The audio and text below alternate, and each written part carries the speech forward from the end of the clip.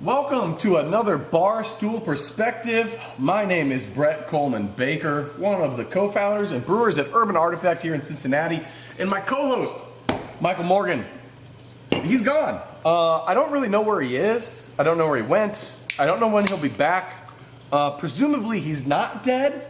I haven't got an invite to a funeral or anything like that, and our producer Dan hasn't said anything about him being dead either. So I'm guessing he'll be back. But in the meantime, we're gonna pour a beer for him. It's gonna sit here and wait, and when he gets back, he's gonna chug this because I'm sure he's gonna need it.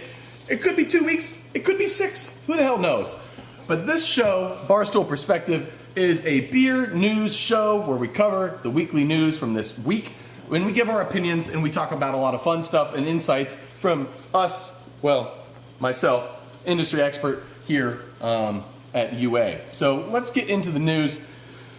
First up, in Silicon Valley, Z-Biotics has announced that they have discovered a cure for the hangover.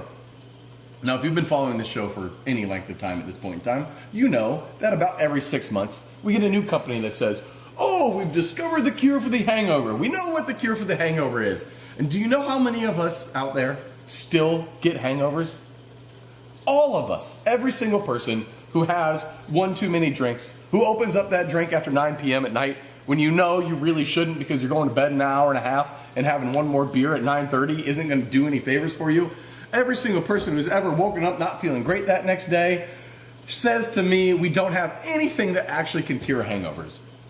And the real kicker here is, do we even want something that can cure hangovers? Do you want to have unlimited power?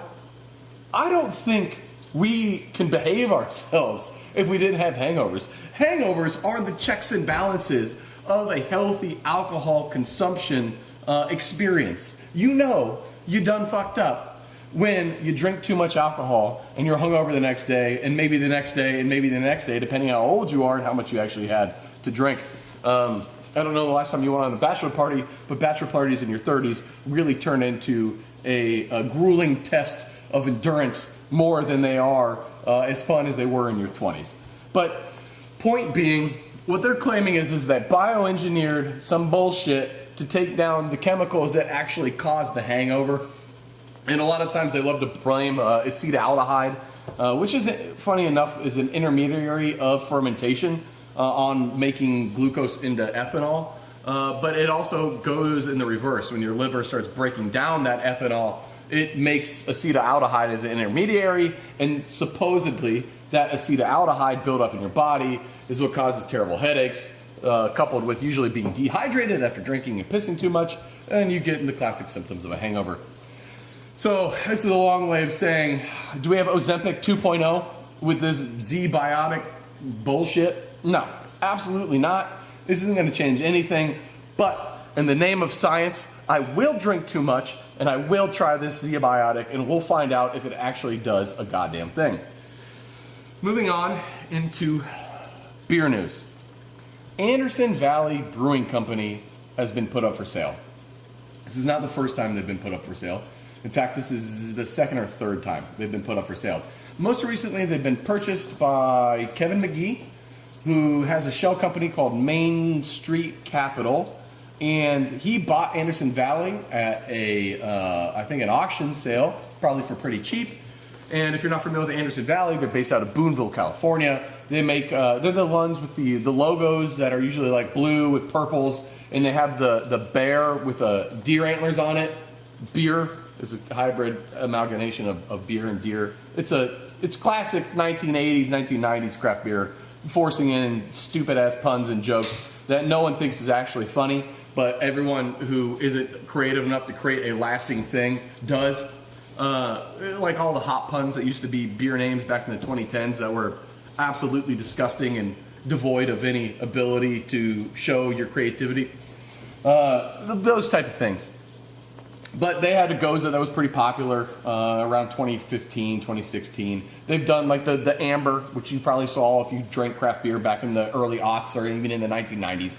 They came around in 1987, which was a historically good craft brewery class. But point being is they're up for sale now, and they've made a lot of beer at one point in time, so they have a large facility. So here's the issue that caused Anderson Valley and this Main Street Capital guy to go up for sale. Obviously, he's out of money. Duh. Any business is done when you run out of money. That's just how it works. You're either bringing in more money than you're spending, or you have enough runway or capital, like, you know, these bullshit tech companies in Silicon Valley, to run for years just hemorrhaging money because they think at some point in time you'll be able to flip the switch and make a bunch of money, which we'll see if that ever pans out for a lot of these companies. But I digress. Anderson Valley, you know, they built a facility that was doing 30, 40, 50,000 barrels of beer. I don't remember exactly what it was, but I know it was not a small amount of beer. They were nationally distributed. At that time, coming up, starting in the 80s, going in the 90s and into the aughts, you don't get nationally distributed unless you're doing a lot of volume. You've saturated your local area, you've saturated your region, and now you start pushing out nationally. So they were making a good bit of beer. They built a big facility as a result. We're talking 29 acres. We're talking a solar farm, so they're sustainable. And you're talking a lot of overhead and employees. So they have this giant facility. Volumes are continuing to go down, which means you have to fire employees and you kind of enter this negative feedback loop. And you get to a point, though, where you're making so little volume for the size of your facility that your utilization percent, your efficiency is so bad, there's just no way for you to make money. You just can't. You just can't, like, Wonder Bread isn't making small batch breads to try to make money. They can't do it. They can't work on that scale. They are big and they must stay big to stay in business. And much like small breweries have to stay small or grow really big quickly to justify the expansion. So what happened here is that losing sales, losing cash flow, losing money, but your expenses, your variable expenses will keep going down, like how much you're spending on malt, how much you're spending on hops, but your overhead's gonna stay the same. Your utilities isn't gonna go down much because you still have a big ass property. Your overhead with employees isn't gonna go down much because if you're not a complete shithead as a business owner, you're not gonna wanna just start firing people because you care about these people and you don't want them to suffer. So you don't fire people maybe as fast as you should. And all your more fixed expenses that don't change strangle you to death. Debt, if you have debt service especially, that's going to get you. So what happened here is that they're selling their business for $8 million.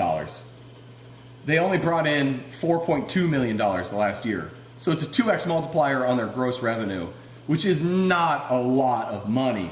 They did not share their profit margins, which says to me is that they brought in $4.2 million, but they spent well over that. So $8 million is probably a steal. $8 million is probably what this guy needs to get even with the money he invested initially and the debt service that he probably has. So $8 million is probably like as cheap as you can possibly buy this brewery without it going through a liquidation sale. So I don't know who's gonna buy it. Definitely not another craft brewery because no one's really growing right now if they're staying just solely within craft beer.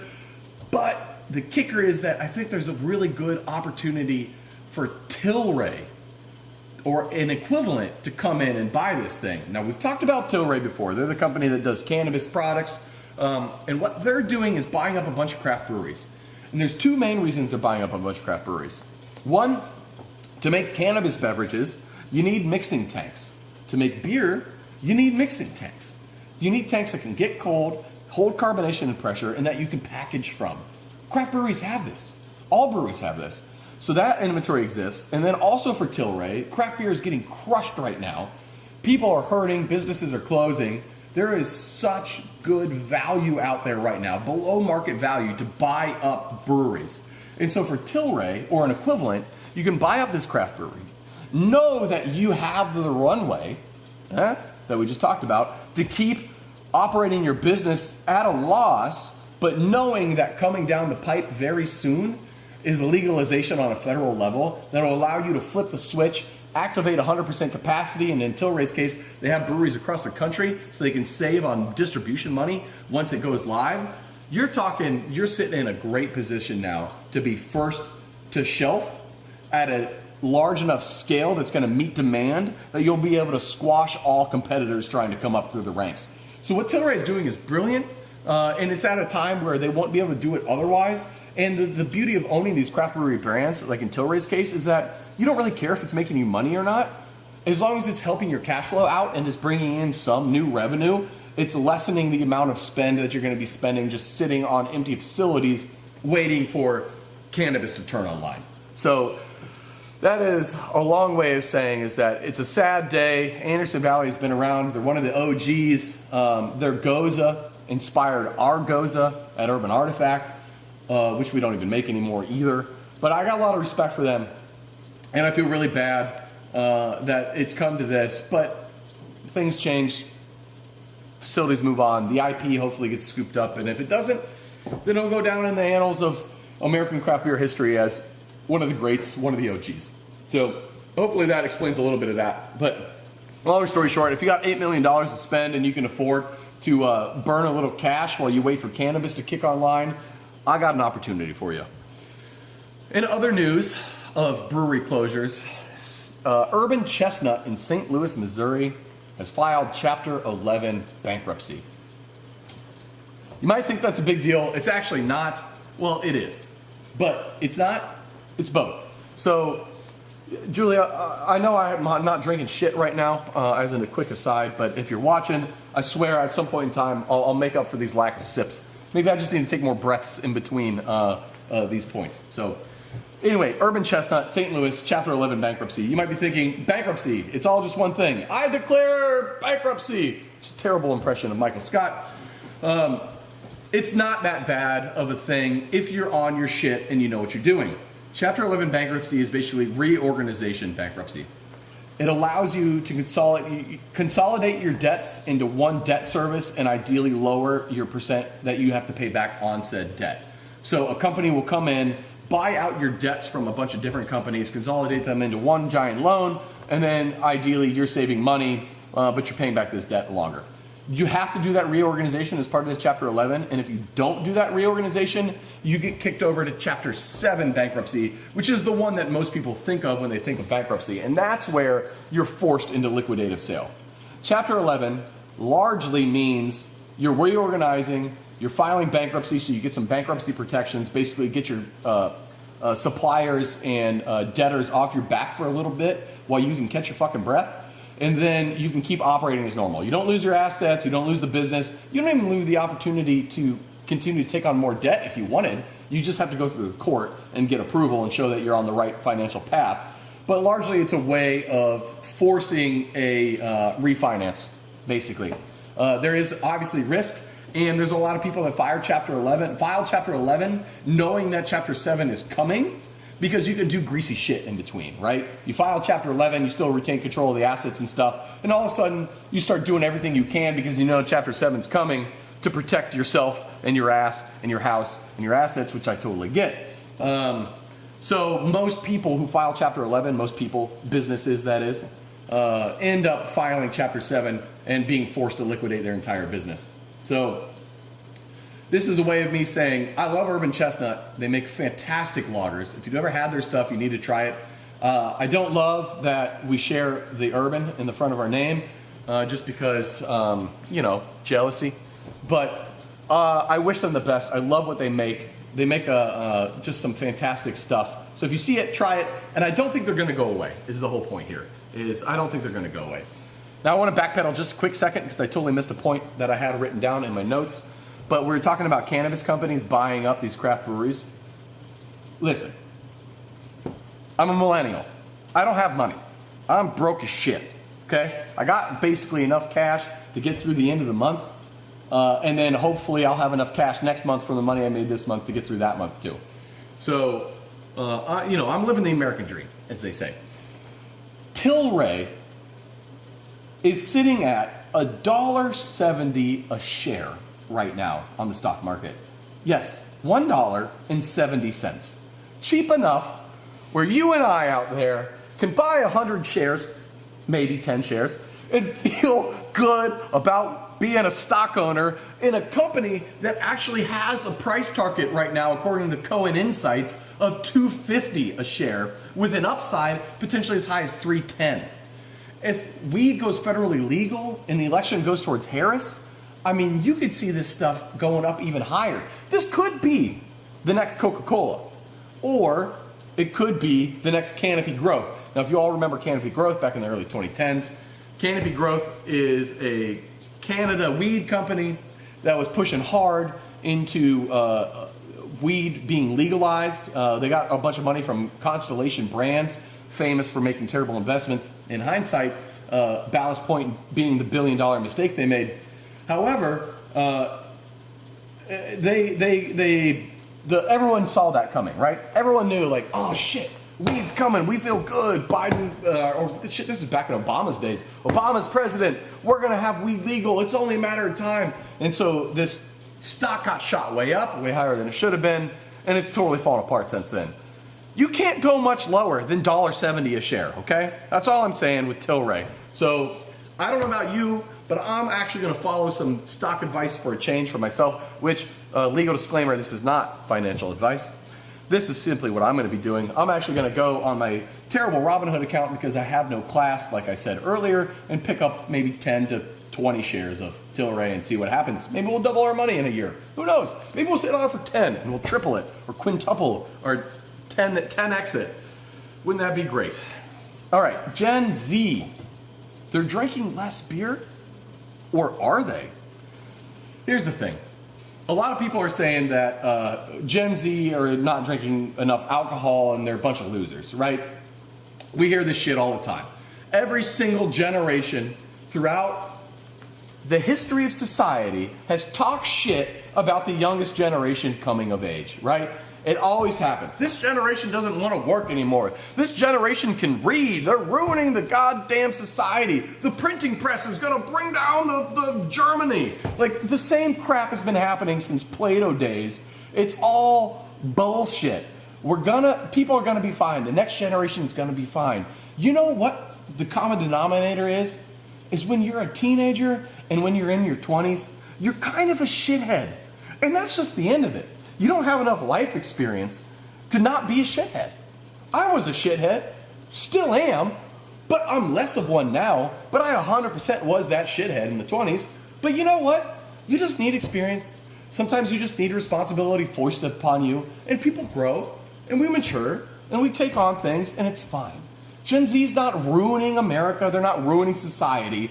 You know what they're doing different? Nothing than any other generation. Okay, they're drinking a little bit less alcohol, but you know what they're still doing? Getting fucked up. You know what every generation from the beginning of time has done? Got fucked up. We all get high, or drunk, or blitzed, or we stare at our screens too long. Gen Z has just decided, you know what? I got screwed over by COVID. I have crippling social anxiety as a result. My formative party years were stripped from me without choice. I've never really developed that. I don't have a good paying job. I can't afford to go out to bars and buy $15 cocktails and actually have 3 or 4 of them and put on a good buzz on a Friday night with my friends. I'm just gonna stay home and get fucked up on whippets and do fucking weed and stare at my computer screen or my phone screen. It's screens, it's cannabis, and it's other hard drugs are actually on a rise within Gen Z. You're seeing pills, opioids, benzos, nitrous. So I'm not casting blame. This is the generation that's coming from Gen X, the king of cocaine, if you will. So, like, of course Gen Z is going to be into some hard shit. So it's cool. It's whatever. But I just want people to know everything's fine. This generation's not collapsing society. People want to work. They just want to also be fucking paid so they can live. But people have always worked from forever. People want to learn. People are curious. People get fucked up. People have fun. Everything is fine. It's always been fine. The younger generation is fine. There's nothing that drives me more insane than when I'm talking to other business owners and they give me that fucking bullshit line. This generation doesn't want to work anymore. I'll clap back on that shit in a fucking heartbeat. I sat down with a couple relatively large company owners back in the spring, and they started feeding me this bullshit. And it's just so easy to shut it down. It's just not hard. You just remind them of what they were like when they were that age. Did you want to work hard when you're 22? Did you want to work overnight? Did you want to do manual labor for $18 an hour? Fuck no, man. But they'll get there. People will get there, and it's going to be okay. We just need to teach people. We need to have patience. And we got to understand that when you're in your 20s, you're going to wash out of a shitload of jobs. You don't just slide into a job and just stick there forever anymore, especially when you're 22. You're like, oh yeah, brewing beer sounds great. And then you bring them into the brewery and they realize that it's not actually a party. You don't just get to get fucked up all the time, nor do you want to just get fucked up all the time, because what kind of life is that? You actually have to work hard. And they're like, oh, this is just a factory job. They're like, yeah. So then they quit, and then it's okay. But some don't, and that's great. And the ones that quit, you know what? They go on to the next thing, and then maybe the next thing, but eventually they find the thing, or they just keep bouncing around, and they're ne'er-do-wells, and they don't do that great. But every generation has those too. I mean, look at J.D. Vance. He fucks couches, but somehow he's still successful. So, whatever.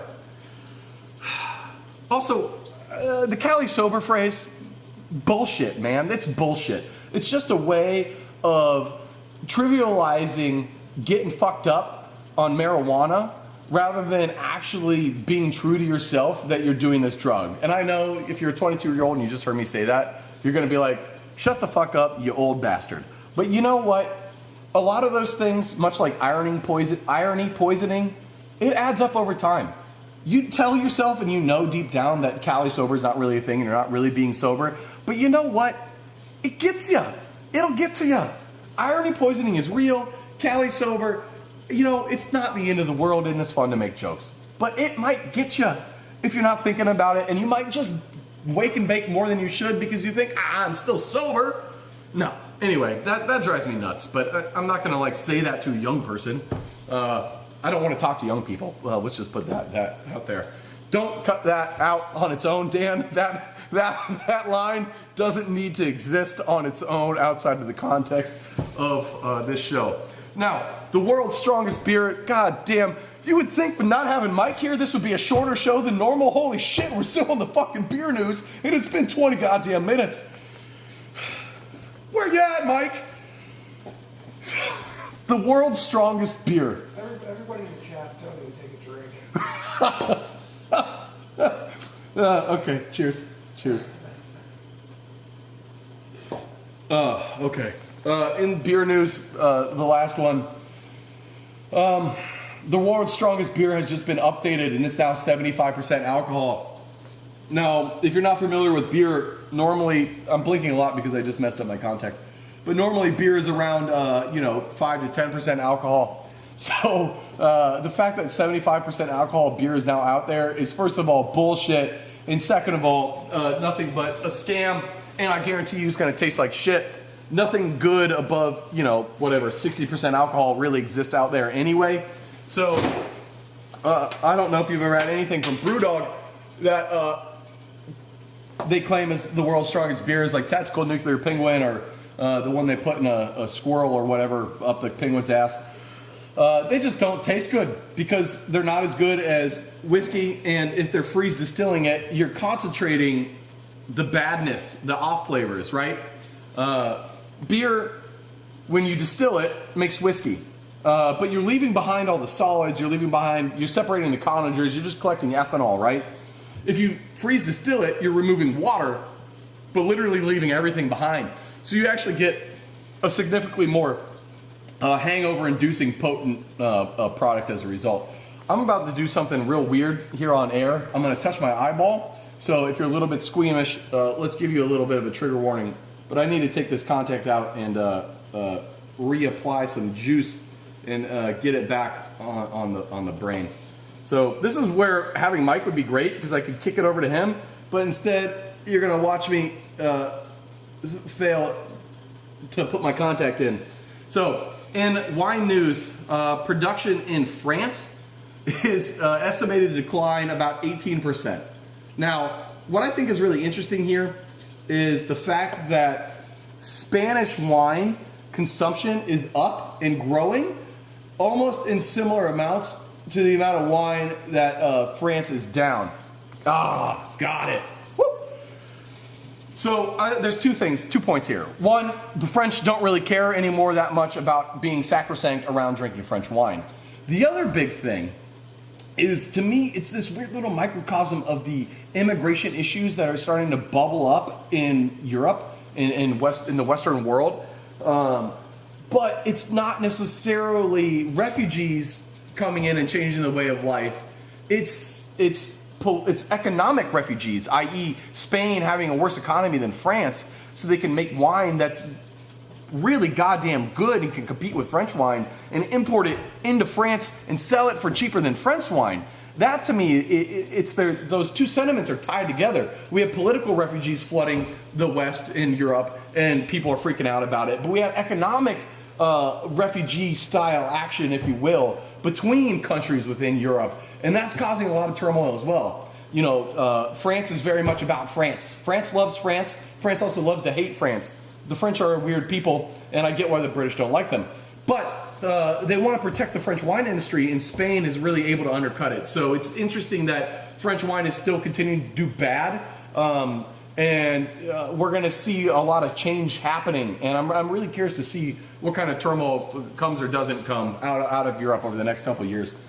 Exports of Scotch whiskey fell by 20%. There's a couple of reasons for that. One, the prices never recovered from the tariffs instituted by the Trump era. Once prices go up, they generally don't come down. Look at your grocery store. The transportation costs have come down, but grocery store prices haven't. Scotch is the same way. And then you look at just the rise of other countries making whiskey in comparable products and the change of palate away from kind of wanting smoke forward things. Not that Scotch ever was the #1 selling whiskey in the world, but the rise of Irish whiskey, Indian whiskey, Japanese whiskey, even Chinese whiskey, all on the horizon. It makes sense to me that Scotch, as a result, being a higher priced thing, is going to start to suffer.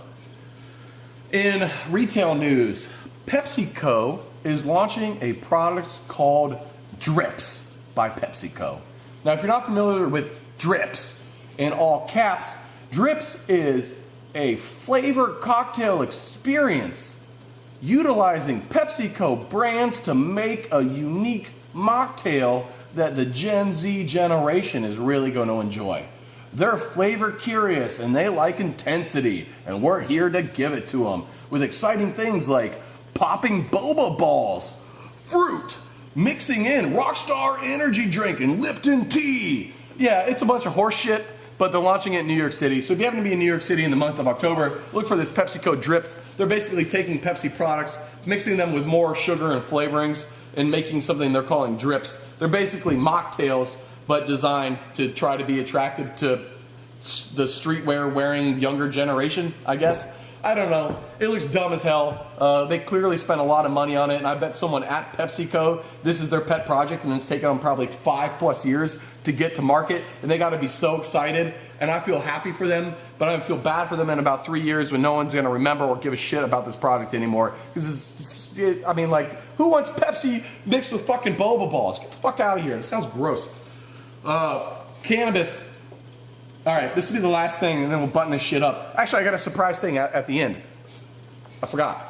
But first, Governor Newsom in California has declared a pseudo state of emergency and is filing an emergency act to ban the sale of intoxicating hemp products. So we're talking basically the loophole hemp THC products. If you isolate THC from hemp, it counts as not being cannabis or marijuana. It counts as being hemp, so you can make and sell beverages. What he's saying is that these companies are selling to kids and they're advertising to kids, and it's too much kid shit. Well, he's not wrong about that, but the solution isn't just ban all that stuff entirely. The solution is regulate how the advertising regulations work. And the easy way to do it is to be like, look, this is an intoxicating substance. We're going to loop it under, existing alcohol regulations until we can develop our own set of regulations for cannabis advertising and labeling. So I think it's a bit of an overreaction and an overstep, but that's generally California's MO. So am I a little worried about Urban Artifacts' hemp line of beverages? No. We don't sell to California anyway. Does it make me not want to go to California anymore? No, I've generally not wanted to go to California below Napa Valley since forever. But, it's still disconcerting, right? This state does it, then this state does it, then this state does it, and all of a sudden half the states have it banned, half the states have different regs. What we need is federal government to step up, legalize this stuff, regulate this stuff, and get everybody on the same playing field and being done with this. So, what we're going to do now, because that's the end of the episode, love you bitches, blah, blah, blah, Mike, sign out. We're going to do one can beer review, or from the can beer review. I think it'd be fun to try to figure out in this day and age, how can we make beer reviews a little bit less stodgy and a little more fun? So I got to thinking about it, and ultimately, what are you doing when you're drinking beer around other people? If you're not at a bar where they put it in a glass for you, if you're at a party, if you're at a barbecue, if you're golfing, if you're just doing something where you got beers in a can, you're not gonna bring glassware with you. You're just gonna drink the beer from the can. So that's what we're gonna do. We're gonna have a from the can beer review. I'm gonna keep it here tight, about 30 seconds or less. Let me know what you think. I'm looking for some feedback on this format so we can try to refine it, because I think this would be a fun little thing for Mike and I to do moving forward as some bonus content. So here we go. From the can beer review, Oktoberfest, Fest beer from Sierra Nevada. The best thing about Sierra Nevada is how just consistently kick-ass they are. Everything they do is made well, produced well, tastes good, never has off flavors, and they hardly ever let me down. The only time I'm ever disappointed with a Sierra Nevada product is because I just don't like that base style. So the question is, with this Oktoberfest, which they make a new one every year, is it gonna hit those high notes where I'm gonna buy a 6-pack, maybe 2, maybe 3, or am I gonna be one and done? All right, here's the thing about Oktoberfest. They're all over the damn place. Are they super malty? Are they not malty? Are they gonna be more bitter or less bitter? Is it gonna be too grainy or not? How's that fermentation characteristic? Am I gonna get any sulfur off of that? You know what this is? Is a damn good fest beer. That's what this fucking beer is. This is great. Highly recommend. I'll probably buy a 12-pack at least this Oktoberfest season. Cheers. Enjoy the beer. Enjoy the recommendation. Thanks for tuning in. Catch you guys next week.